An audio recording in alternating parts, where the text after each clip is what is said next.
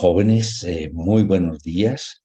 Bienvenidos a esta actividad académica del Departamento de Medicina Interna, los electrocardiogramas del mes, que por supuesto de julio del 23. Es una actividad para los que no han estado en ella, donde tratamos de mirar los casos clínicos y los electrocardiogramas de pacientes de los que hemos aprendido y que tratamos de socializarlos.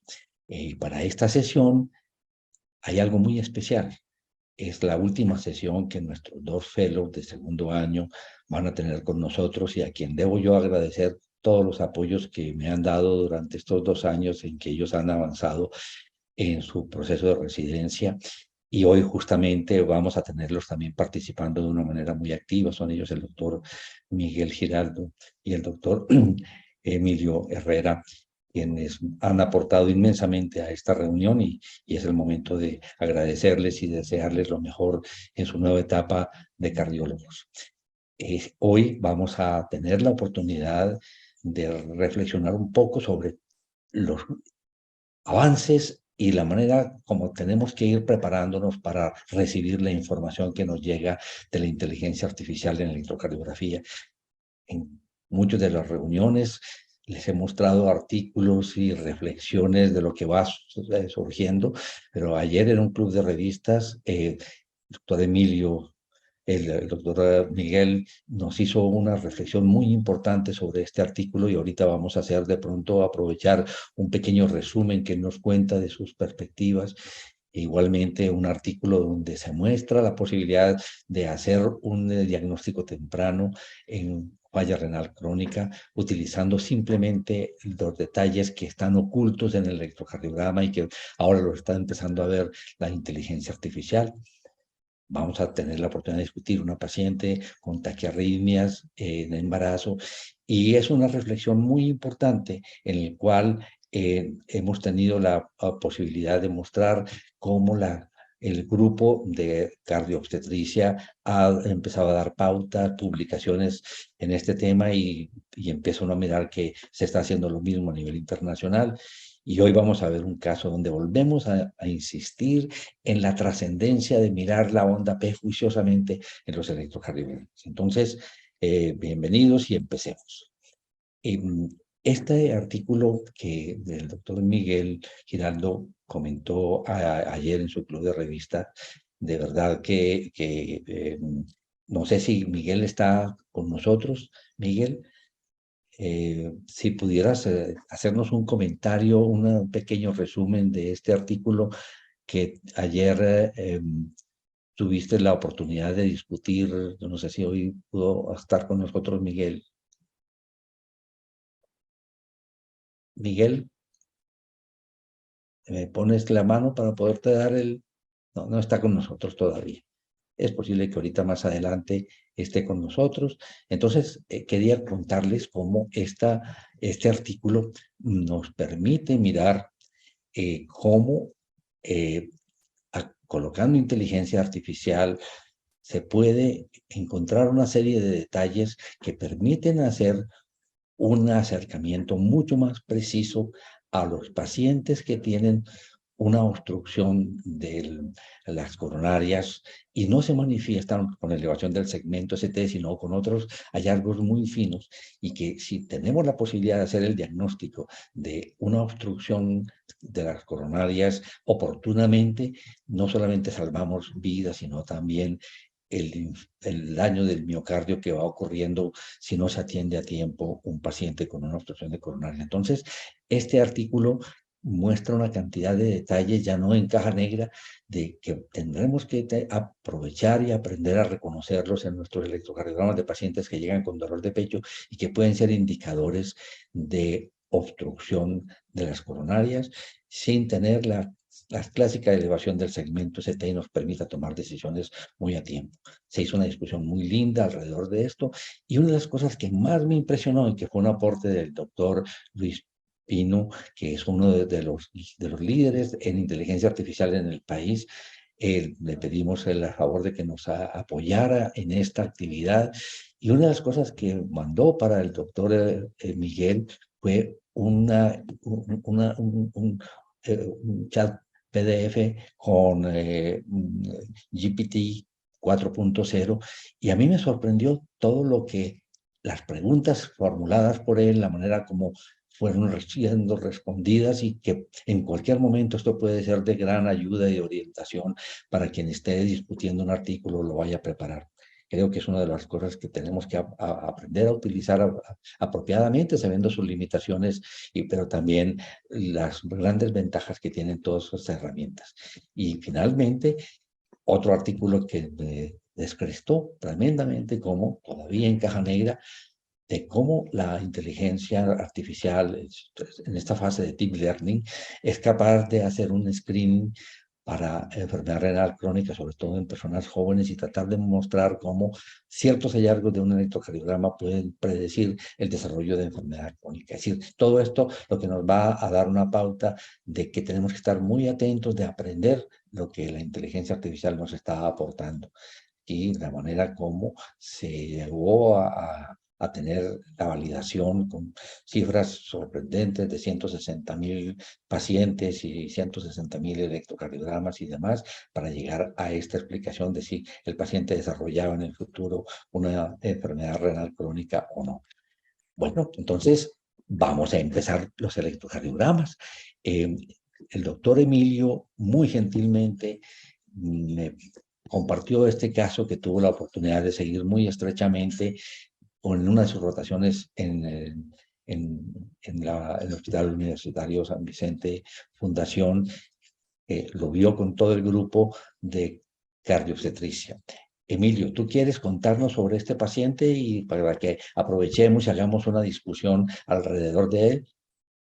Claro, profe. Es una paciente embarazada de 19 años. Estaba terminando precisamente su primer trimestre. No estaba en controles, bueno, por diversas condiciones como sociales y culturales, casos que no tenía un seguimiento y no tenía ningún tratamiento. Sí se sabía que tenía una cardiopatía, pero no había mayor información. Asimismo, la información que se tenía previa a las historias clínicas era muy pobre. Y consulta básicamente porque tal vez en la última semana había aumentado mucho la disnea, pero ella ya venía con disnea y palpitaciones desde hace varios meses. Incluso no precisa bien de hace cuánto, pero pues había aumentado enormemente sus síntomas, por lo que decide consultar. Y este es el electrocardiograma al cual llega. De hecho, todavía no le había salido la cita para la clínica cardiobstétrica. Llega a hacerse el ecocardiograma de forma ambulatoria antes de la cita con cardiobstetricia. Y ahí fue que vi la paciente. Y ese es el electrocardiograma. No sé si alguien quiere opinar Claro. del público. Emilio, mira qué historia tan bonita, ¿cierto? Miren ustedes la circunstancia, y las cosas anecdóticas a veces se le fijan a uno inmensamente. Tienes una paciente que llega para una ecocardiografía, y juiciosamente al momento de evaluarlo, porque eso es interesantísimo, el que no solamente nos dediquemos a hacer un procedimiento diagnóstico, sino que estamos evaluando a nuestro paciente, vemos su electrocardiograma para poder interpretar apropiadamente los hallazgos de un examen de laboratorio como una ecocardiografía. Entonces, lo encuentran taquicárdica, que es la razón de consultar a la paciente, y se le toma un electrocardiograma o se revisa el electrocardiograma que trae la paciente y se encuentra con este hallazgo. Que fácilmente alguien puede decir, pues esta paciente está en embarazo. Oye, yo veo aquí claramente unas ondas P antes de cada complejo QRS, debe ser simplemente una taquicardia sinusal. Y entonces, pues hombre, ¿será que está con disnea? Una cardiopatía de periparto, ella está en su apenas semana 13 de embarazo. ¿Qué estará pasando con esta paciente? Viene hace varios días con disnea. Aquí es un reto diagnóstico bien interesante. Sería fantástico que pudiéramos tener alguien que quiera hacer un comentario sobre este electrocardiograma. No es sino que alcen la mano. Los que tienen micrófono pueden simplemente abrirlo. Y si no, que quiera de pronto participar y emitir su concepto, nos lo puede transmitir. Cómo enfocar este caso y este electrocardiograma. Hay que, ánimo, alguien que quiera participar, no es sino que levante la mano, que vamos a... Eso, Juanjo. Qué rico, Juan José. Bien puedas actividad. Tienes el micrófono disponible, Juan José. Adelante. Bueno, buenos días, ¿qué más, profe? Profe, sí, Bien. mira, Lo que me llama la atención del caso, pues, o como yo lo enfocaría, sería como una taquicardia, tiene una frecuencia cardíaca aproximadamente de 150 latidos por minuto, una taquicardia de complejos estrechos con un RR constante y que llama la atención, que aunque sí hay una onda que precede el complejo QRS, no tiene una morfología típica o clásica pues de lo que uno conoce de un, un ritmo sinusal y que adicionalmente a eso pues tiene un RP largo, perdón. Yo más o menos como en el abordaje inicial planteé como una opción de una taquicardia atrial. Perfecto. ¿Cuál sería otro diagnóstico diferencial con esta paciente si te llega a ti, así como está? Posiblemente si esa paciente te llega con una historia de palpitaciones, pero no tanto tan prolongadas y de disnea, ¿qué otro diagnóstico diferencial tendrías en cuenta? Profe, pues una de Ah, las mira, mira, opciones mira lo que has descrito está perfecto, Juan José. Mira, tienes una taquicardia rítmica de complejos estrechos, dijiste la frecuencia, hay una onda P detrás del complejo, una onda P que no es sinusal, es una onda P que tiene un eje que es completamente izquierdo, que te está diciendo posiblemente se está originando en un punto distinto de la aurícula, no en el nodo sinusal, aquí una posibilidad importante es considerar taquicardia arterial. Y tienes un RP largo, porque precisamente esa P está lejos de la onda R. Y uno de los aspectos para tener y te afianza tu diagnóstico es una taquicardia atrial. ¿Qué diagnósticos adicionales a taquicardia atrial puedes tener? Recuerda que es muy importante tener en mente varios diagnósticos diferenciales para que no se te pase de pronto otra posibilidad diagnóstica. Pues sí, otra de las opciones que planteé fue que tuviera una taquicardia por entrada no atípica. Fantástico, perfecto. ¿Qué harías con esa paciente, Juan José? Empiezas a mirarla, ya vistes el electrocardiograma, ¿qué más avanzas tú en tratar de llegar al diagnóstico preciso de esta paciente? Pues una opción podría ser intentar pues, hacerle maniobra de revert y mirar a ver si de pronto con la maniobra de revert poderle bajar la frecuencia y tener mejor pues, un trazado para poder tener una mejor interpretación. O si no, pues en Mm, caso de que persista, intentar pues con adenosina. Sería como perfecto. mi... Yo te hago una pregunta y una de reflexión para todos, porque yo sé que casi no lo hacemos. ¿Mirarías el cuello de esta paciente? Sí, señor. Sí, en el ¿Y qué abordaje inicial, buscarías sí. allí? ¿Qué buscarías allí? Pues si hay ondas en cañón, sería como una de las Exactamente, opciones. el signo de la rana. Fíjate qué tan interesante eso, porque aquí en este caso tienes claramente una onda P, pero por ejemplo, un paciente que te llega a ti con una taquicardia cúpula, como la que estamos mirando de esa paciente. Ahorita volvemos a esto porque vamos a aprender un montón de cositas que nos va a contar el doctor Emilio.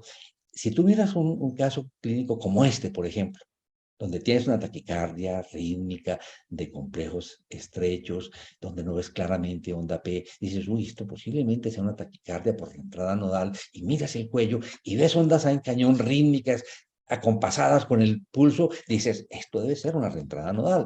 Haces una maniobra vagal, con la que propusiste, por ejemplo, y ya te entra ese paciente a ritmo sinusal. Entonces, realmente, ese detalle que acabas de decir, no lo olvidemos que casi nunca miramos el cuello. Entonces, en este paciente, pues ahora nos cuenta Emilio si se vio que tenía signo de la rana, si había ondas A en cañón en el cuello de esta paciente que nos sirviera para hacer el diagnóstico diferencial.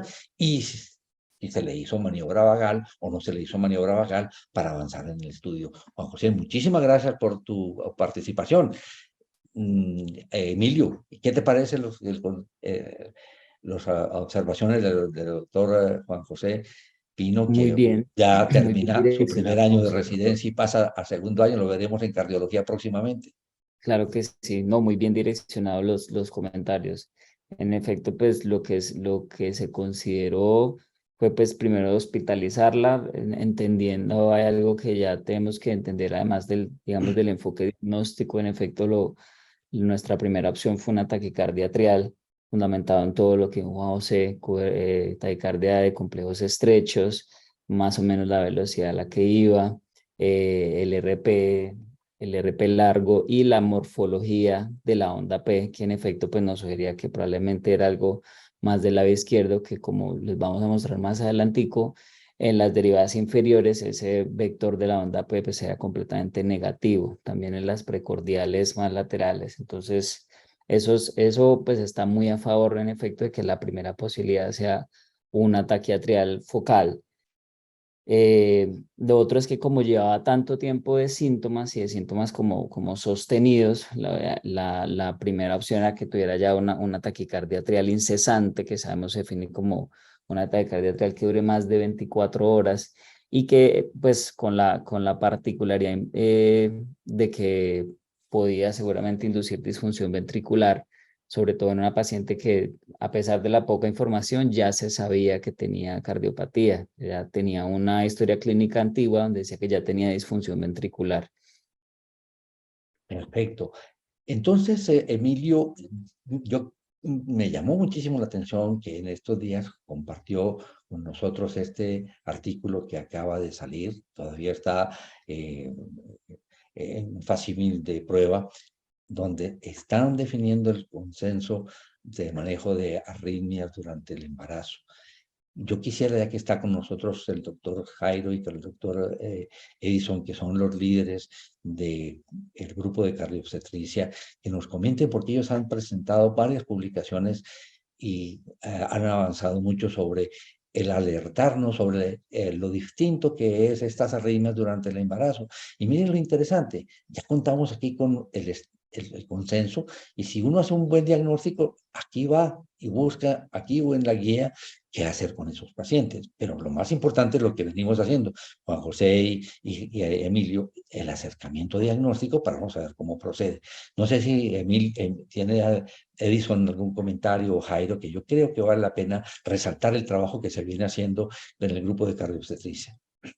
El profe Edison ya tiene el micrófono habilitado. Buenos días. Profe, no, Buenos muchas días. gracias por el espacio y a Emilio por enviar el caso. Pues sí, nosotros venimos trabajando desde hace ya varios años en esto de la cardiobstetricia y específicamente las arritmias son el principal diagnóstico que tenemos en la actualidad. Más o menos un 40% de las pacientes que tenemos en base de datos tienen arritmias como su diagnóstico más importante.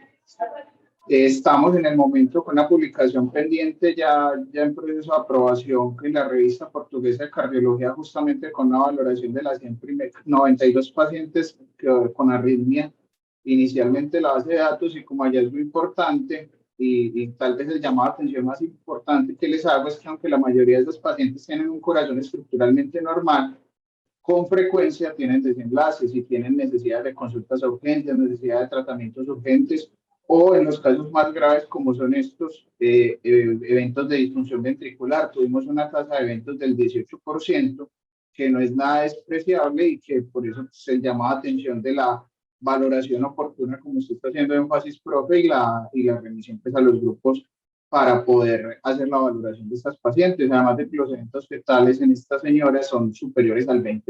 Entonces, si bien hablamos de que las arritmias en teoría son más benignas, porque están en corazones estructuralmente normales, igual tienen una relevancia y unos desenlaces bien importantes. Y yo de pronto quisiera resaltar, no sé si de pronto Emilio lo va a decir ahorita en el caso, pero mencionar que con el doctor Villegas, el electrofisiólogo del grupo, venimos trabajando en un par de casos, porque obviamente no se hace ablación de entrada en estas pacientes durante el embarazo, sino que se trata de llevar hasta finales de la gestación, pero en un par de casos que ya hemos tenido, la realización de ablación con serofluoroscopia, que es la recomendación actual para evitar la exposición a la radiación fetal, y que pues afortunadamente hemos tenido muy buenos resultados, y que justamente eso lo que habla es de la importancia de ese trabajo en equipo, de aprovechar los conocimientos de las diferentes personas, como usted lo mencionó muy bien, profe, el enfoque inicial en esta paciente que empezó desde la ecocardiografía, de cómo el grupo de ecocardiografía se alertó y no se quedó simplemente en realizar un examen, sino en cómo se preocuparon por la paciente y empezaron el enfoque desde allí. Yo creo que es muy valioso eso y de resaltar que trabajar en equipo es lo que más nos ha ayudado a crecer y sin lugar a dudas es lo que más debe ayudar a los pacientes. Muchas gracias. Oh, a ti, muchísimas gracias, Emilio. Tú querías como hacer un comentario que ya yo creo que Juan José lo hizo, yo, para que no Sí, le yo creo gastemos que más tiempo, ¿te parece? sí, profe, sí, esta parte del enfoque ya la hizo muy bien Juan Yo creo que ya José. lo hizo muy bien, ¿cierto? QRS estrecho, exacto, la relación P-QRS, haberla visto, digamos, antes del QRS, pero con esa, haberla visto negativa en esas derivadas, pues ya lo va orientando y yo creo que ya lo dijo muy bien Juan José, profe. Perfecto. Bueno, tú nos quieres contar qué mostró la ecocardiografía de ese paciente y por qué se alertaron ustedes y qué hipótesis surgieron de esto. Sí, en efecto, entonces el ecocardiograma lo que mostró en general fue una disfunción ventricular muy importante, una FEBI del 20%, algo de valvulopatías, pero funcionales con insuficiencia tricuspide y mitral moderada, y en general pues una cardiopatía dilatada seguramente relacionada con la arritmia, pero no tenemos pues certeza para saber si hay algo más de base, tampoco había hallazgos que de pronto sugirieran alguna miocardiopatía en específico, pero pues sí importante que de nuevo es una paciente embarazada, ya terminando su primer trimestre, con una disfunción ventricular severa, con hipertensión pulmonar, pues con una alta probabilidad de hipertensión pulmonar desde el ecocardiograma y con una taquicardia atrial sostenida. Entonces, pues ya eso da una connotación de la gravedad de lo que tiene la paciente distinta y entonces ahí es cuando decidimos de una vez comentarla con el profesor y hospitalizarla para ver qué estudio le hacíamos y cómo la enfocábamos. Se le hizo entonces como bien dijo Juan José, una opción a las maniobras vagales, pero como la teníamos hospitalizada y se le inició la monitoría de una vez con Holter, se le hizo prueba con adenosina. Este es el registro entonces del Holter durante la prueba con adenosina. Y recuerden que hay en esencia 4 posibilidades cuando uno hace pues, la prueba con adenosina en relación a las taquicardias supraventriculares. Una es que no tenga absolutamente ningún efecto, otra es que de manera súbita termine completamente, y el profe lo va a mostrar ahí. Otra es que disminuya, pero también tendría que haber disminuido la frecuencia auricular y la otra, que es la de este paciente, entonces, bueno, las que terminan súbitamente o completamente son las que están relacionadas con el NOAB, como nos está señalando el profe acá, que no fue el caso. Las que mejoran, pero que mejoran también la frecuencia auricular, suele ser el flúter y la fibrilación auricular, y algunas taquis atriales, dependiendo del mecanismo, sobre todo porque las taquis atriales pueden ser por aumento del automatismo, por actividad inducida. Y la otra opción, que es lo que pasó en esta paciente, es que hay una disminución de la conducción, hay un bloqueo AB transitorio, pero la taquicardia atrial persiste. Entonces se ve bloqueo AB transitorio, como vemos, profe, si queremos tener el registro del Holter. Entonces miren que ahí vemos que la frecuencia auricular, que es esta, no sé si están viendo mi señalador, que son estas onditas que acá se ven muy delgadas y negativas, se mantiene su misma frecuencia, más o menos 123 acá, y los QRS sí se abren, o sea, hay un bloqueo AB transitorio y eso nos permite pues dilucidar la morfología y siguen siendo negativos en este canal del Holter. Y luego reanuda rápidamente, que acá se vuelve a poner rápido. Entonces pues eso nos da en efecto que es compatible con la reacción que uno espera para la maniobra con adenosina en las taquicardias atriales. Hay una cosa que de pronto se nos olvida y he visto que es una falta también de disciplina cuando hacemos una maniobra vagal, tratar de hacerlo siempre con el paciente monitorizado, idealmente con la posibilidad de registro, porque muchas veces el logro que tiene uno para ayudarse al diagnóstico es precisamente el que tiene un determinado momento en la cual quedan o las ondas de Flotter o las ondas de una taquicardia atrial después de aplicar el masaje carotidio o la maniobra de valsalva modificada, lo que sea necesario para poder registrar. Es en ese momento cuando uno tiene la posibilidad, porque si uno toma un electrocardiograma unos minutos después, está otra vez en el ritmo bien sea flotter atrial o taquicardia atrial, porque con esas maniobras no se logra convertir el ritmo. Entonces, es la posibilidad de afinar el diagnóstico, pero hay que documentarlo porque uno no puede simplemente tomar un electrocardiograma antes de la maniobra y por ahí a los 5 minutos tomar otro electrocardiograma, sino monitorizar, como se ve en este momento el paciente cuando hace la maniobra vagal o cuando coloca adenosina. ¿Algún comentario? Yo sé que Edison subió también la mano. Edison, adelante.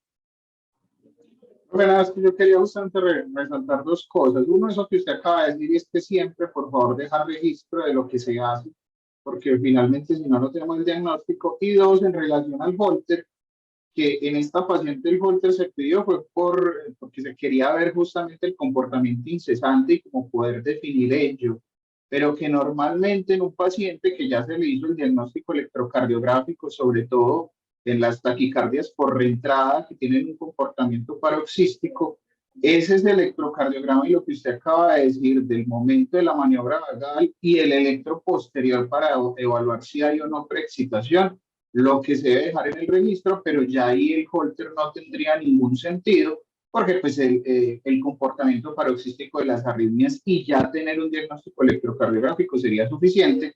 Diferente este escenario donde justamente la sospecha es que la señora se mantenía en taquicardia y se quería valorar eso en dicho estudio. Muchísimas gracias, Edison. ¿Algún comentario final, Emilio? Profe, esto que se ve ahí en relación a la localización de las taquis atriales, igual que cuando uno trata de localizar en el electro el origen de las ventriculares, la localización suele no ser aleatoria, sino, digamos, limitada a ciertos orígenes que son los más frecuentes. En este caso, y creo que lo mostramos más adelante, la derivada que lo orienta uno inicialmente es B1, y en B1, pues las que son de esta localización, como la nuestra, tienen el B1 puede ser, digamos, el más variable, que generalmente es isobifásico, pero puede pasar de negativo a positivo, y eso en relación al origen de estas que se ya denominan paraceptales. Si volvemos a revisar el electro de nuestra paciente, en las derivadas inferiores es negativo, la P. Exacto, entonces miren que en D2, en D3 y en ABF esa P es negativa, y eso es porque pues dentro del tejido auricular la localización de esta pues es mucho más izquierda y mucho más distal, mucho más inferior. Entonces eso y el comportamiento en B1, que era más bien isobifásico, nos la localiza ya como un origen probablemente paraceptal. Entonces ya con eso tiene una idea. Y de hecho, esas paraceptales incluyen varias localizaciones. Una de esas es el seno coronario, que fue donde en este caso fue el sitio relacionado en el lado izquierdo del septum en cercanías al receso posterior. Entonces en la región como más inferior del septum, muy cerca al ostium del seno coronario. Entonces asimismo desde el electrocardiograma ya también podíamos tener una idea de dónde se generaba esa taquicardia atrial. A la paciente se le hizo el estudio electrofisiológico, se le hizo la ablación de esa taquicardia atrial focal, que fue exitosa y se dio egreso favorablemente. No sé si ahí tenemos, profe, pronto el electro ya en sinusal. Es un electro, pues es el... No lo monté, me excusas, porque Sí, realmente no, sí no estaba tranquilo. de buena calidad. La imagen no era de muy buena resolución, pero era la única que teníamos en la historia, pero en efecto, pues se logró ablactar exitosamente ese foco de automatismo adicional, y la paciente se fue para la casa pues con su manejo y está en seguimiento en el embarazo. ¿Sabes cómo ha evolucionado? Al momento va bien, profe, al Qué momento va bueno, bien, tiene su qué control bueno. pendiente. ¿Se le ha hecho algún control ecocardiográfico para No, confirmar la todavía no, profe, lo hipótesis? tiene para el otro mes. Ok. Si recupera la fracción de eyección, definitivamente lo que tenemos que concluir es que era una taquicardiomiopatía por la taquicardia atrial incesante, ¿de acuerdo? Exactamente, exactamente. Perfecto. Emilio, Profe, qué muchísimas pena. gracias. No sé si alguien tiene un comentario sobre este caso, que creo que es muy bien, está muy bien ilustrado y nos enseña muchas cosas. Profe, qué Adelante. pena yo No, que yo quiero insistir ahí que de lo de la técnica de cero fluoroscopia, porque eso es algo que se viene trabajando no solo en el embarazo, sino pues, el doctor Felipe Miranda, que es egresado de nuestro programa y que se está formando en Canadá, de hecho está en uno de los grupos que viene trabajando eso, pero específicamente pues en el embarazo es muy importante el hacer ablaciones con cero fluoroscopia y ahí insistir pues en que afortunadamente contamos con la experticia del doctor Francisco Villegas. Es el segundo caso que hace nuestra institución en pacientes gestantes con cero fluoroscopia exitosa y que definitivamente eso es fundamental para evitar los riesgos fetales que tiene la radiación. Perfecto. Muchísimas gracias, Edison, y muchas gracias, Emilio. Edwin de la Peña está por allí. Edwin, ¿me puedes ayudar con este casito? Le asignamos micrófono, por favor. Listo, ya estás con el micrófono, Edwin. Adelante. El doctor Edwin, Hola, buenos días, profe. hola Edwin, muy gentilmente me compartió este caso que le pareció muy interesante dentro de un chat que justamente comparten electrocardiogramas difíciles y se retroalimentan. Ya que ese caso lo quiso compartir también con todos nosotros. Cuéntanos del caso y qué aprendiste de él. Sí, señor. Buenos días a todos. Y bueno, profe, ese era un paciente que tenía 55 años. Paciente, entre sus antecedentes tenía hipertensión arterial, era, al parecer, describían que no era adherente a la terapia. Y el paciente cuando consultó llegó por dolor torácico, un dolor torácico que cuando lo enviaron pues como al grupo mencionaban que era de características anginosas.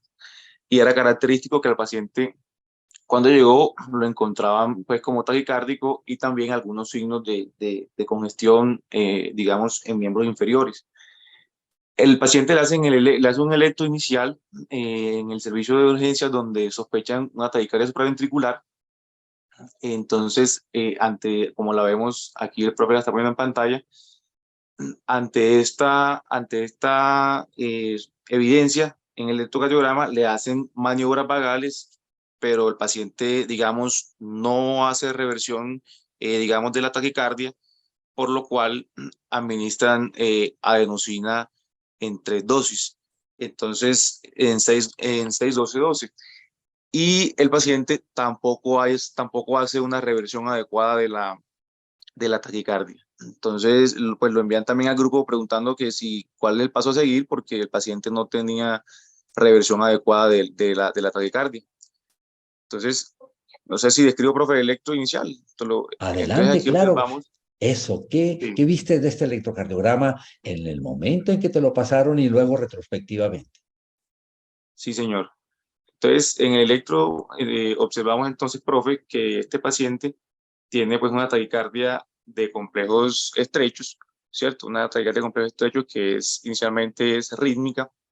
También observamos que tiene, digamos, en la cara inferior, en la cara inferior tiene como unas ondas, que uno observa como unas ondas P que son como negativas al parecer, ¿cierto? Que uno podría decir inicialmente, unas P como negativas. Vemos en B1 que esas ondas se invierten y son positivas en B1.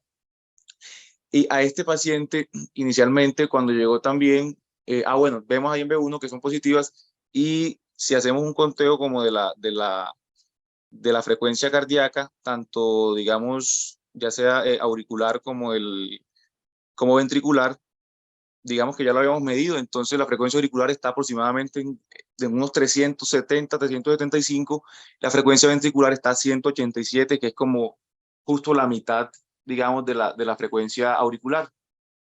Al paciente también, cuando llegó, le sospecharon pues como por el dolor y todo,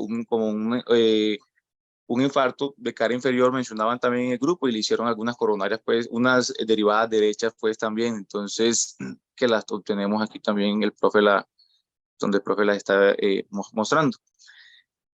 Entonces, listo, aquí interesante pues también lo que se mencionaba brevemente, lo que el profe también nos decía previamente al respecto, ¿cierto? Cuando el enfoque de una taquicardia de complejos estrechos rítmica.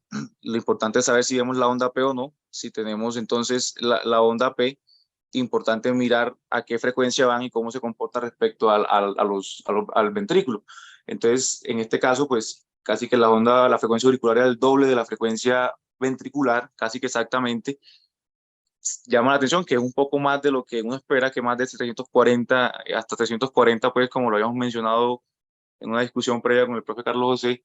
Pero entonces sí llama la atención de que no respondía a las maniobras vagales, no respondía a la enosina, y que hubiese sido una, digamos, una oportunidad importante, como lo habían mencionado los profes ahorita, tener el registro de qué pasó cuando se realizaron las maniobras vagales. Sin Y la embargo, ese registro explicación de no se... adenosina, por supuesto, ¿cierto? Nuevamente, Exactamente, y es con la la adenosina. reflexión que Edison nos insiste mucho. Es no dejemos de Exactamente. tener registro en el momento de hacer las maniobras. Siempre debemos tener vigilado no solamente por monitor, pero un monitor que permita grabar lo que está ocurriendo mientras hacemos las maniobras, porque es algo dinámico y que nos ayuda a establecer el diagnóstico. Perfecto, sí, señor. Entonces, este paciente, profe, no sé si ibas a otro comentario antes, pero el paciente no mejoraba pues con las maniobras vagales, con la adenosina que le aplicaron posteriormente, el paciente le hicieron cardiovisión eléctrica. Y ya posterior a esta cardiovisión eléctrica, el paciente ya sí se observó un ritmo, digamos, con RR variable, sin una onda P clara. Entonces, el diagnóstico, digamos, como retrospectivo, ahí sería como un floater. En este caso sería un floater como tenemos en cara inferior, las ondas F eran negativas, en B1 las ondas F son positivas, a favor, pues, esa discordancia entre esos ejes, a favor de un floater, pues, como típico. Entonces, ese fue como se llegó al diagnóstico, pues, como también en retrospectiva, ya luego también, y se degeneró, pues, como a una fibrilación auricular luego de la cardioversión. Perfecto, Edwin, muchísimas gracias. Varios aprendizajes de esto. Volver a insistir en que cuando se hagan maniobras vagales y uso de adenosina, estemos monitorizando al paciente y con posibilidades de registro para no solamente decir, vea, yo vi eso en pantalla, sino miren lo que ocurrió. Segundo detalle, que creo que es algo que nos ocurre frecuentemente, llega un paciente claramente con una taquiarritmia y molestia en el pecho. Yo no recuerdo cuántos años tenía este paciente, 55. Es posible que una frecuencia de esta índole nos cause molestia precordial.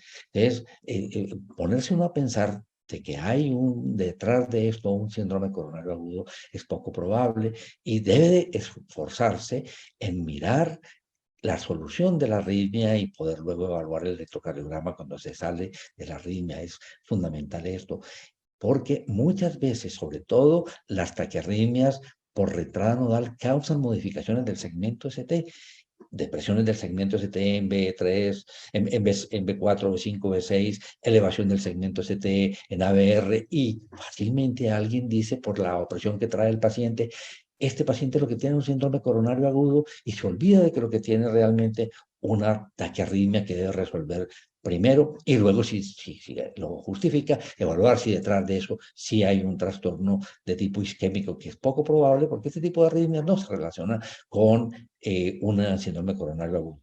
No sé los comentarios de los fellows, no sé los comentarios de los otros residentes y de los profesores. Aprovechemos este caso. ¿Qué más comentarios hay? ¿Alguien se anima a participar? ¿A hacer comentarios de los profesores? Bueno, ok. Edison, adelante.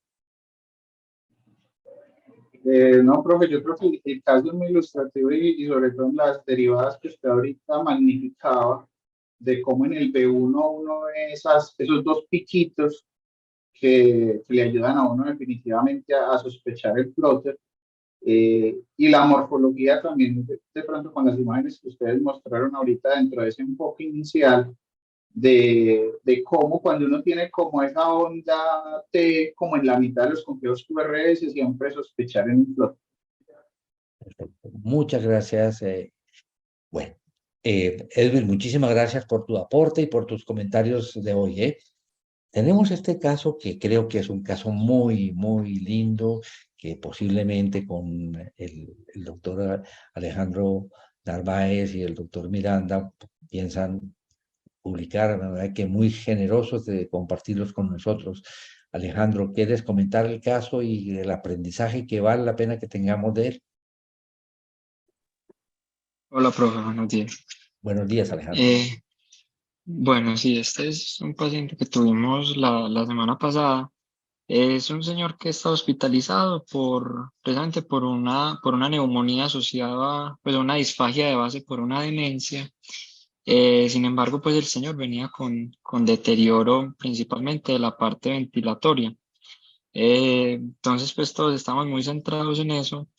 Cuando pues, el profe pues, me dijo que fuera a ver al paciente, me puse pues a ver la historia y el paciente tenía un electrocardiograma previo que lo habían interpretado pues simplemente como una bradicardia sinusal. Eh, y ya pues no sé si alguno quiera participar antes como de contar un Vale. poquito más. Qué rico que alguien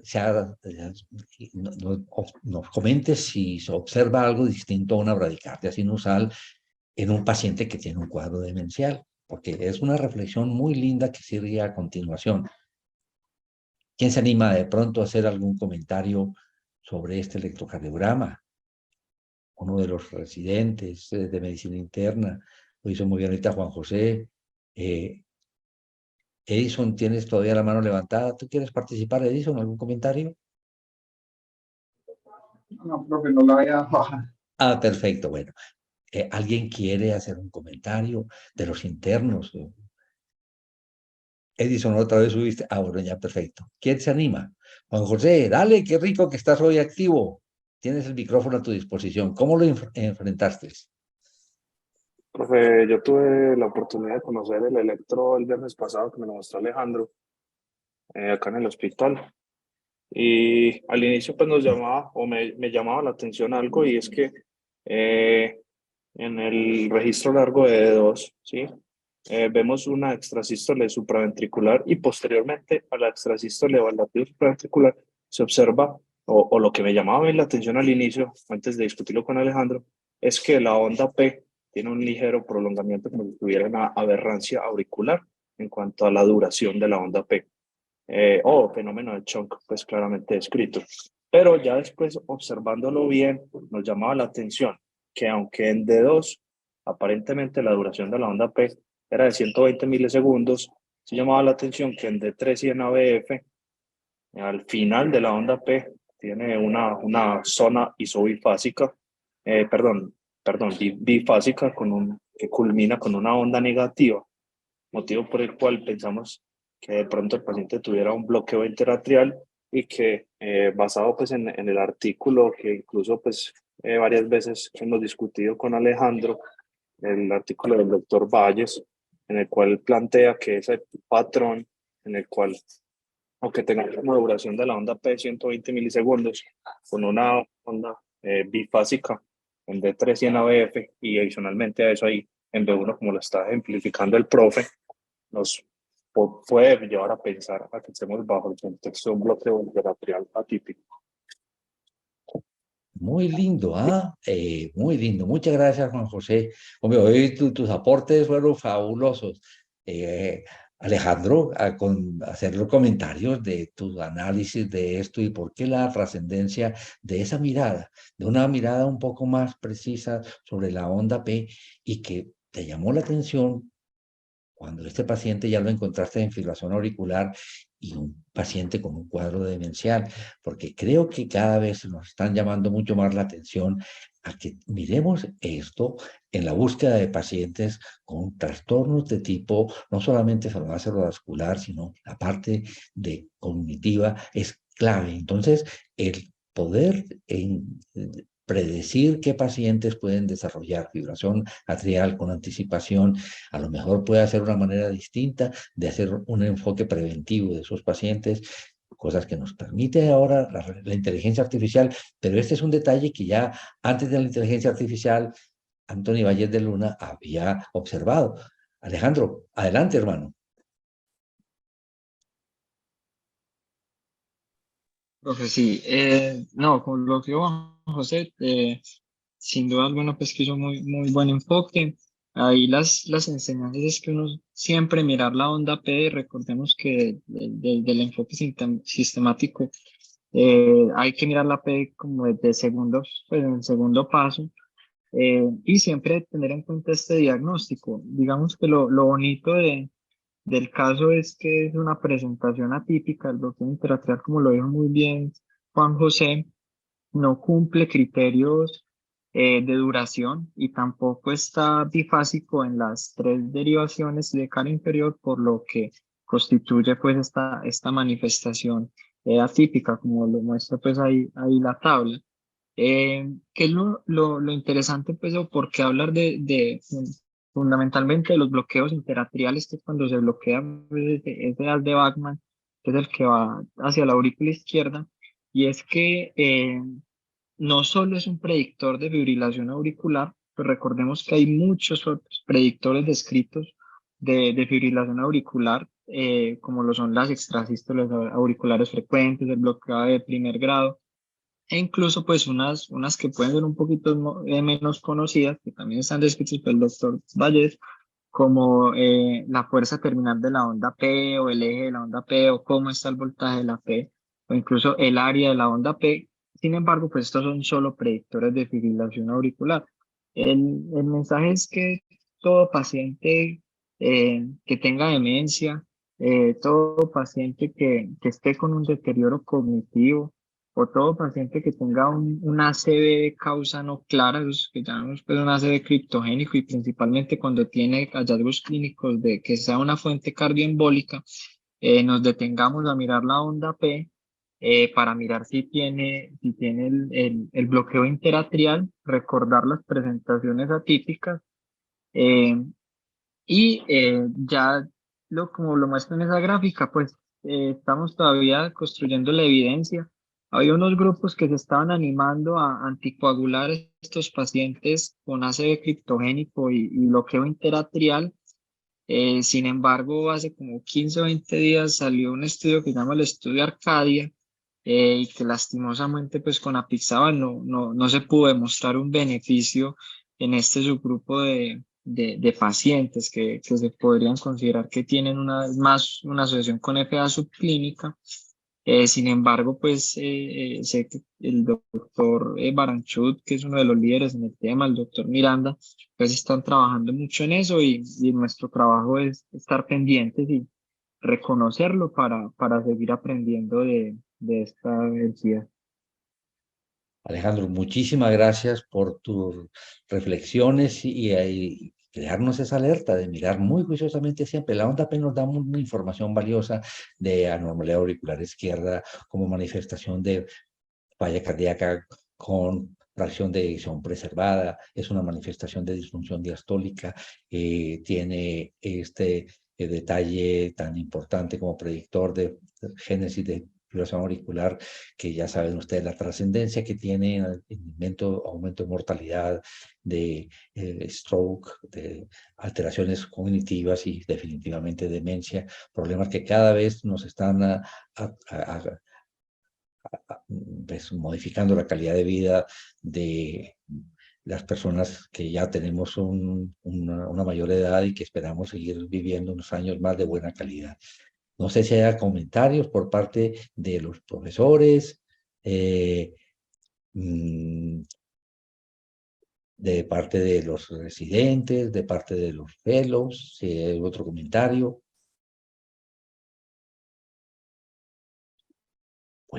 Tenemos un caso que no es nada raro, pero una de las residentes de anestesia ya no estaba pues rotando ahorita con nosotros, pero pues lo compartió, y quisiera que de pronto uno de nuestros residentes, como lo ha hecho Juan José o el doctor Alejandro Narváez, lo quiera comentar. Es una paciente de 70 años con hipertensión mal controlada, es un paciente fumador, vino por una molestia retroesternal irradiada a cuello y brazo, diaforesis, náuseas y episodios de síncope a repetición, a que este paciente, yo no puedo precisar muy bien la historia, si esos síncopes fueron ahorita, durante el periodo de dolor de pecho, pero llegó con este electrocardiograma. Y me gustaría mucho que veo que una de las personas que más nos ha ayudado a mirar juiciosamente los electrocardiogramas para poder identificar qué es lo que está pasando, a qué nivel posiblemente está la obstrucción de la arteria coronaria, es el doctor Alejandro Narváez. Alejo, tú no sé si conocías el caso, pero me gustaría conocer cómo enfrentarías tú este electrocardiograma y este caso clínico. Bueno, profe, pues entonces digamos que lo primero que uno va a hacer antes de revisar el electrocardiograma, pues es preguntarse quién es el paciente. Sin duda alguna en un hombre con factores de riesgo cardiovasculares y con un dolor de alta probabilidad de características cardíacas, pues usted va a tener prendidas las alarmas para sospechar o tener un bajo umbral diagnóstico de un síndrome coronario agudo. Eh, pues luego de esto, pues recordemos que no solamente es que nos centremos en el ST, sino que miremos de una manera sistemática el electrocardiograma. Y en ese orden de ideas, lo primero que uno le llama la atención es que no es fácil identificar una onda P. Digamos que ahí en D1 se alcanza a ver como una muesquita, pero eh, no es fácil identificarla, y se evidencia pues en D1 y en D3 principalmente. Y por otro lado, pues vemos que el RR es regular y está estrecho. Lo que con estos hallazgos pues lo hacen pensar a uno de que ahí hay un trastorno de la conducción, posiblemente ese paciente está disociado, tiene un ritmo de la unión y en el contexto de una sospecha de un síndrome coronario agudo, eso ya le empieza a dar a uno pistas de que alguna de las arterias que irriga el nodo sinusal o los haces internodales, como lo es la coronaria derecha en la mayoría de los casos, puede estar afectada. Ya después de uno tener pues como ese hallazgo del ritmo, pues uno ya pasa a mirar pues el resto de componentes. Y lo otro que es muy llamativo, que creo que todos lo ven, es la elevación del segmento ST en la cara inferior. Y nuevamente, todo nos puede dar pistas para localizar la arteria. Pues lo primero es que si uno compara la magnitud de la elevación en D3 comparado con D2, pues es mayor. Y el eje del ST también está principalmente desviado hacia la derecha, lo que eso también nos da pistas para que sea la coronaria derecha. Y por otro lado, pues vemos que también hay una elevación en B1, en B2 alcanza a ser significativa, en B3 no es como muy claro si tiene los dos cuadritos. Pero el punto ahí a mencionar es que cuando uno tiene un compromiso de la coronaria derecha, se va a elevar B1. Entonces, a diferencia pues de los infartos de pared anterior, que no siempre puede estar elevado B1 porque se anulan los vectores. El otro detalle son los cambios en el segmento ST, los cambios en espejo, que uno diría, bueno, que si es el cara inferior, pues vaya, mire la cara anterior. Sin embargo, hay un detalle que esto lo aprendí pues recientemente, y es que ABL es la derivada más sensible para los cambios, tanto en espejo de la cara inferior o incluso cuando hay un infarto de circunflejo o de arteria ascendente anterior.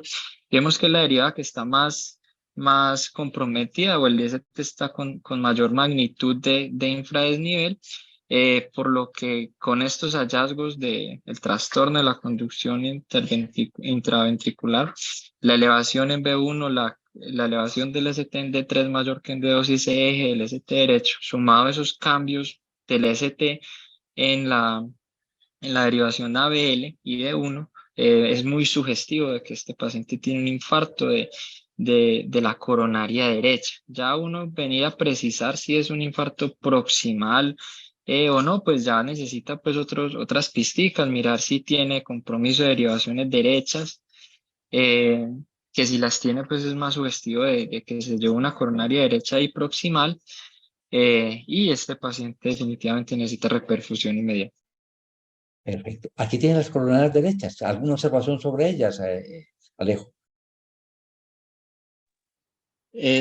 Sí, pues recordemos que las coronarias derechas, la elevación es significativa cuando es mayor a medio cuadrito, 0.05 milivoltios, viendo ahí B4, B5 y B6R. Me parece que no lo alcanza, que, bueno, sí lo tiene, muy sutil, entonces posiblemente sí se pudo haber llevado una coronaria derecha a un nivel un poco más proximal con estos hallazgos. Bueno, esta paciente, sin la menor duda, se caracterizó con ese diagnóstico y se encontró una obstrucción completa de coronaria derecha proximal que se resolvió, y este es su electrocardiograma después del procedimiento. ¿Algún comentario, Alejo? Bueno, un comentario es que estos bloqueos que ocurren en el contexto de un infarto, a pesar pues de ser un bloqueo AV completo, no siempre van a necesitar un marcapasos, incluso la mayoría de los casos van a resolver solamente con el manejo del infarto, por lo que simplemente en el contexto agudo, pues para el caso de que uno esté en el rural y le llegue, pues si el paciente tiene signos de bajo gasto, pues se le pone un marcapasos transcutáneo y uno esperaría que después de la revascularización eh, mejore. Y ya pues con respecto al EKG, pues vemos que el paciente quedó con una onda Q, ya tuvo necrosis de ese tejido, eh, y ya, profe, no le Perfecto. veo pues. Ove, Alejo, muchísimas gracias. La doctora Carolina, qué rico, Carolina, que estás por acá. Por favor, vamos a darle el micrófono. Caro, ¿tienes el? Carolina, vamos, espérame. Ya te Profe, voy ¿me a asignar. escucha? Ya, ahora sí, perdona. Ah, Ahora ya, sí. sí. No, profe, no, para precisar un poquito lo que dice Alejo, es muy importante el tiempo. En estos bloqueos que vemos, dependiendo pues como la arteria que esté comprometida, hay una estandarización de tiempos. Cuando es por la derecha, uno puede dar como un tiempo mayor antes de definir que el paciente necesita una estimulación definitiva, como sería entre 5 y 7 días. Pero cuando el infarto es anterior o por compromiso de la DEA, el tiempo debería ser como mucho más corto, pues para dejar como eso claro cuando uno hace esos bloqueos en el contexto de un síndrome coronario. Perfecto. Creo que vale la pena, aquí uno no puede comprometerse con un bloqueo AV completo porque no tú estabas analizando juiciosamente si había onda P o no. ¿Tú crees que valdría la pena tomar una derivación o un electrocardiograma con una estandarización duplicada, Alejo y Carolina? Ayudaría un poco para definir si esto es un ritmo de tejido de unión, ritmo de tejido de unión, o es un bloqueo AV completo. Profe, creo que sí Ok, perfecto. nos ayudaría mucho. Muy bien. Profes, de Carolina, muchísimas gracias por tus aportes.